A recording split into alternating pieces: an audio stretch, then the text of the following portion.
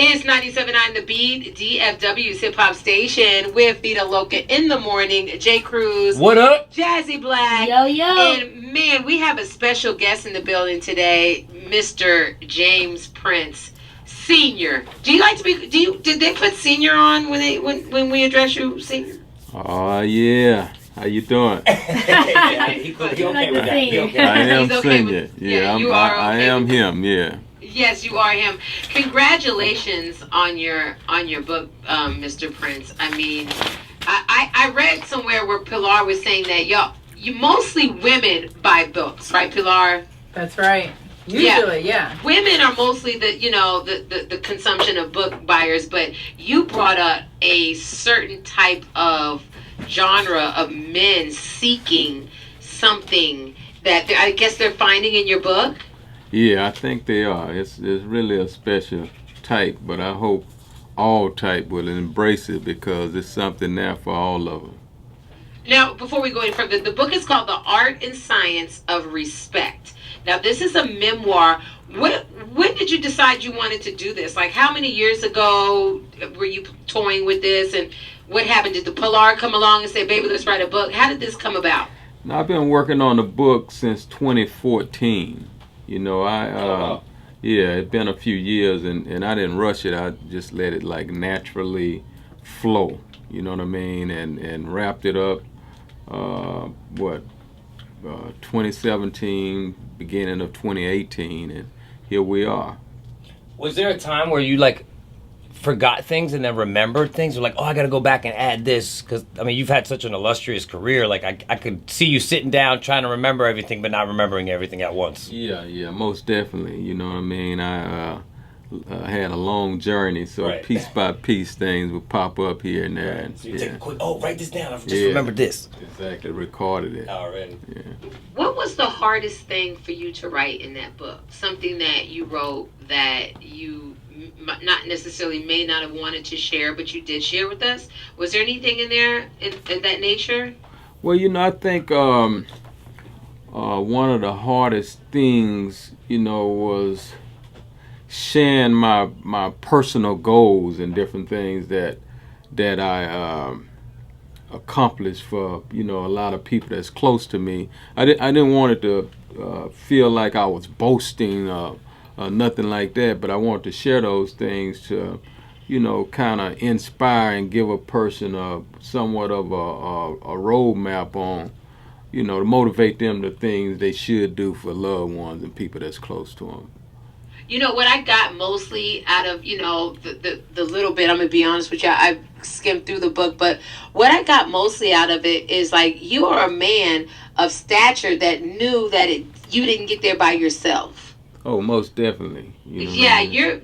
you're definitely bringing to light how a lot of people feel like when you see that one guy, he's the one guy you see. But you have a team, and you know how to treat your team and respect your team to get the work out of your team. And that's a really big deal, right? That's how you got where you are right now. Am I not? Oh yeah, mistaken? no, you're absolutely right. You know, it's no I in we, and I definitely had some real soldiers and soldierettes, you know what I mean, in my life from day one that contributed to my success. You talk Oh, about Go ahead, Jazzy. Yeah, Joe. you talk about being a leader and having to submit. How did you get to a point where you felt vulnerable enough to want to share your experiences with people? Because a lot of people say, you know, you don't want to give away too much game, but you kind of just put it all out there in the book. Yeah, no, I definitely tried to put it all out there because I want to be an inspiration. You know what I mean? I didn't want to hold anything back at a opportunity. You know what I mean? Moment like this where this is like I'm leaving a part of my legacy behind. Okay. And I really want to do a good job at doing that. There's no better way to tell a story than if you tell it yourself. Yeah, raw and uncut. And I personally believe that, you know, I'm a East Coast boy, right? So I've been down here for like 8 years. Yeah. Got acquainted with the whole Southern vibe. I mean, I've heard of rap a lot. I didn't specifically know about you, Mr. Prince, in that detail, right? So once I moved here, I started learning, and then the whole Drake and Pusha T incident happened. And a lot of people, if you go online, were on there like, who is this guy? And then other people are backing up like, bro, first off, respect is due.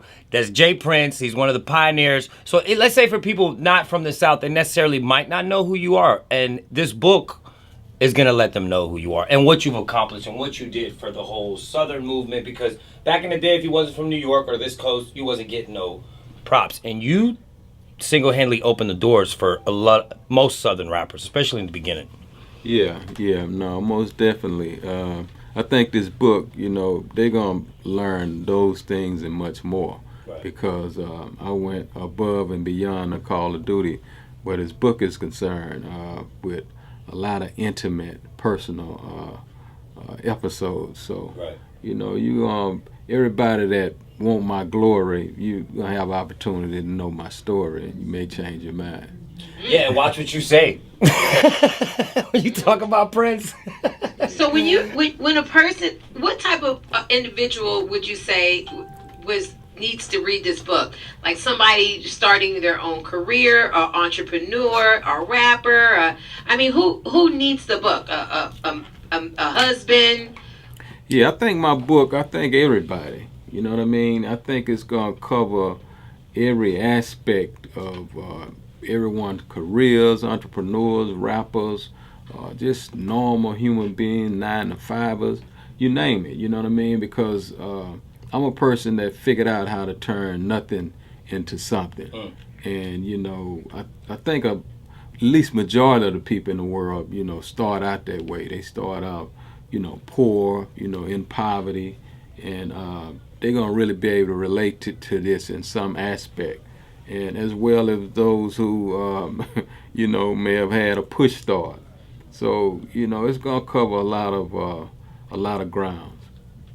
In the beginning of your book, you told the story about you having your son in your arms.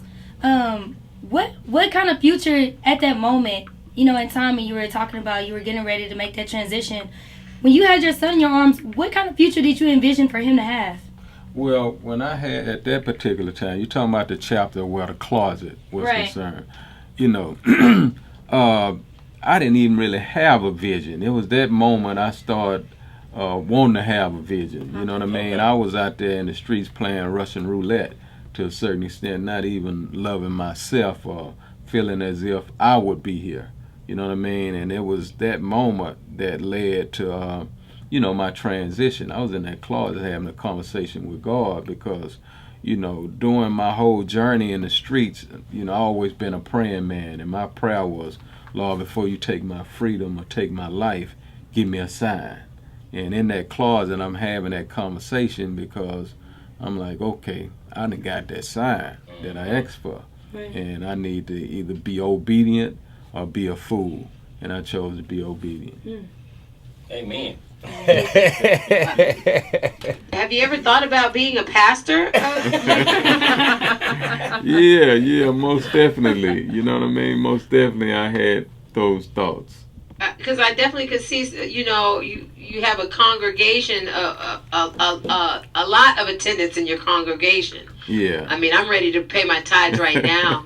Okay, so let's talk about, like, you're a man of, like, you got your hands in many things, and now this boxing world that you're into. Did you hear about Adrien Broner getting beat up in your city this past weekend? Yeah, it wasn't really a beat-up situation. No, it wasn't. Let's get the scoop. I did hear about it. Well, what happened? And do you feel like maybe Adrien Broner is somebody that you could sit down and help go the right way? Because it seems like he's just kind of going the opposite direction of success. Yeah, I hope that take place. I actually just left Adrien Broner. And, you know, we... a real cool brother, you know what I mean? He just need a solid OG in his life. As yourself. I could help him. Are you saying, are you willing to take on that responsibility, or is that you're just saying, you know, like, is that something that you're interested in? If he would embrace me, you know, I would take on that responsibility. I would share wisdom with him. Wow. I have a son that's irresponsible. Could you take him as well? Oh my His God. name is Dylan. I can send him with Pilar. She knows him. She can vouch for him. Yeah. Me and Lil Dylan will get along. Thank you. I appreciate that. I really do. Now, I want to talk to you about like JayZ and people that have said, you know, you're a man of your word. Like if Jay Prince says something, you don't really need it in contract. As long as he says he's going to do it, he's going to do it. Is that something that that's been that way since the beginning? Yeah. I tell everybody it was from keeping my word where I was able to even establish Rap-A-Lot, because you know, in the beginning when I you know, took on my brother, I done this for my brother. His name was Sir Rap-A-Lot. You know, my brother ended up getting 20-some years, and I was left with the other members, and I had to keep my word with them, and you know, I was blessed beyond my expectation. So, you know, I'm a man that really believe in having a word. I feel like your word follow you everywhere you go. And just so happened, you know, when I was in New York and around the world, you know, I established being a man of my word. Right. And that means a whole lot, especially in this business. Definitely. Well, I was just hearing a little buzz about Drake leaving Cash Money, going to Universal. Is there any truth to that? Not that I know of. I mean, they always been. It's a unity there. You know what I mean? With Young Money, Cash Money, you know, my son, myself. You know, we all are partners where Drake is concerned. Did you have anything to do with Lil Wayne and Baby getting back together? Because I feel like you're the Holy Grail. So their situation is resolved. What did you have to do with that, Mr. Prince? No, I think that's a situation that came to a head, you know, amongst itself. You know what I mean? That came to a head. And right now what's important to me is our situation coming to a head, which is, you know, moving forward at a good pace with the executives over in Universal. Right. So that's what I'm looking for. Well, that's why I was feeling, because when I saw that they said he got a deal with Universal, I did see your previous interview. You said that you were heading in the right direction with the meetings with Universal. So right. We did see that they say Drake signed to Universal. So I'm thinking to myself, if Prince wasn't happy, there wouldn't have been no signature. Exactly. Right. So Do you obviously, ever wish? Do you ever wish that you would have just signed Drake to Rap-A-Lot and just left it like that?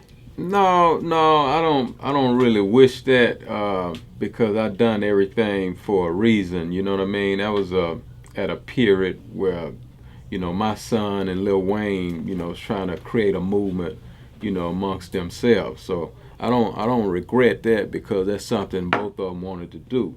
Now, if I had to do it all over again, I would have Universal to give me my money directly. Yeah. So they're probably gonna think I'm crazy for asking you this, but I'm asking anyway. go for it, Jazz. So I know you talked about like some crazy stuff going on with Al Gore and like them trying to, you know, pretty much trying to like set, you know, little stuff up and like this whole crazy conspiracy going on. And you seem to have like a open mind as far as having a worldview and like, you know, the perception of the world and where we're headed. Do you think like with like the gun laws that are going on right now and even with like the race division that's going on, do you feel like maybe there's like some hidden agenda maybe that, you know, the government is trying to push, or that, you know, there are people out here that are trying to push, you know, toward like this world that they see us living in? Yeah, I mean, I always feel like it's some kind of conspiracies going on where government is concerned. I knew you was woke, Mr. Prince. Yeah, no, you on to something there. Okay. She's big on the whole Illuminati thing and conspiracies. I'm not saying I'm big on the Illuminati, but It's fine. But you know what I'm saying, you gotta keep your eyes open. I was just curious. All right, well, Mr. Prince, what's next for Rap-A-Lot? Because I know you're making your mark in the boxing world, but like, what is next for Rap-A-Lot? Because I honestly feel like they're taking a back seat in a sense. Like I don't really see the forefront. Who's the forefront for Rap-A-Lot right now? Yeah, no, you're absolutely right. You know, I tell everybody I'm in the Hall of Fame, but what's next on my radar is movies. You know what I mean? I want to do a movie about my life in this book. So. Oh, who would play you, Mr. Prince? Good question. Good question. We hadn't figured that one out yet. Okay. Just get a good actor, please. Not just some rapper or something like that. Don't do that. Yeah. We don't want a Lifetime movie. None of that. Is this in the making though? Is this something that you sat down with the big wigs, and so you're going full throttle on this? Yeah, it's been a conversation piece. I've been talking to a few big wigs and just hadn't chose the person I feel is qualified yet. Okay. Well, I want Pilar in the movie. Yes. Look, he don't Come know. on, beat it. Yes. He's like, Hey, Pilar! I'm over here trying to be your manager. Pilar, do you need a publicist? 'Cause we got you over here. Thank you, honey. No, I'm just happy my friend is happy, and I'm happy that you, Jay Prince, have put this book out for anybody needing any type of guidance from a real man. The Art and Science of Respect is a definite must read, a memoir of JayZ Prince, and we'll definitely be looking out for the movie. But get the book now. If you're not a reader, get the audio book. This is something that you can ride down the street with and get you a lot of wisdom from a man who knows exactly what he's talking about, JayZ Prince. We appreciate you for coming in, Mr. Prince. Hey, thanks for having me.